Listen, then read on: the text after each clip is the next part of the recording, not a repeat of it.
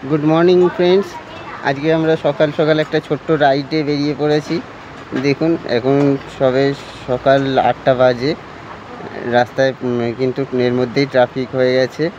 আর এই বর্ষার জন্য কলকাতা শহরের প্রত্যেকটা রাস্তায় সবসময় প্রায় ট্রাফিক হচ্ছে। দেখুন আমরা এখন রয়েছি অ্যাক্রোপলিসের কাছে, ট্রাফিকে দাঁড়িয়ে রয়েছি সিগন্যালে। আর এদিকে আকাশের অবস্থাও খারাপ, ভয়ও লাগছে যে বৃষ্টি না এসে যায়। বৃষ্টি এসে গেলে এখানটা দাঁড়ানোর কোনো জায়গা নেই। আর আমরা যেহেতু বাইকে রয়েছি তো আমাদের একটু টেনশান হয়। তো চলুন, যখন সিগন্যালটা ছেড়েছে আগের দিকে যাওয়া যাক, দেখি আগে কী কী দেখতে পাই এবং রাস্তার কি পরিস্থিতি। এই দেখুন অ্যাক্রোপলিস মল, এই যে আমরা সিনেপলিস দেখতে পাচ্ছি। সিনেপলিস, স্পেন্সার সব নেল বোর্ড লাগানো রয়েছে। এবার আমরা এগিয়ে যাচ্ছি রুবির দিকে। আমরা আবার আটকে যাচ্ছি। এই সিগন্যালটা হচ্ছে আপনার সিমেন্স সিগন্যাল। এই যে সিমেন্স অফিস, বাঁদিকে গেট, এমপ্লয়িরা ঢুকছেন।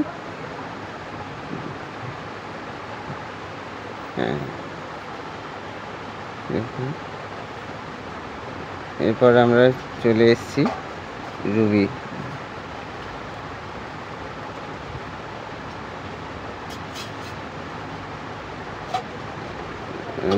এগিয়ে চলেছি আমরা রুবি পার হয়ে।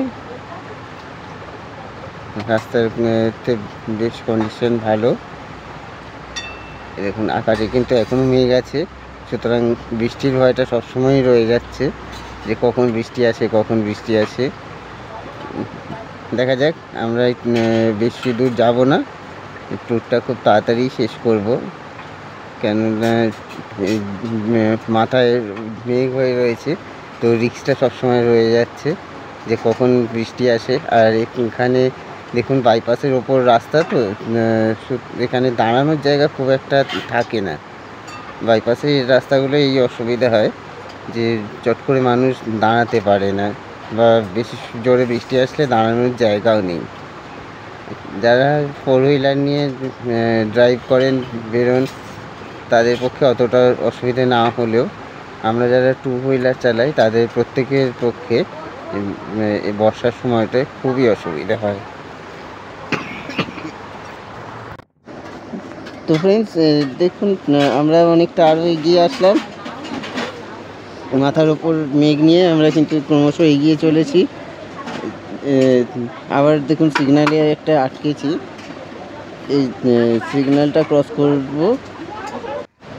তো বন্ধুরা, আজকের এই মেঘলা দিনের ছোট্ট রাইডটা আপনাদের কেমন লাগলো অবশ্যই কমেন্টের মাধ্যমে জানাবেন। আর চ্যানেলটিকে সাবস্ক্রাইব করে নেবেন।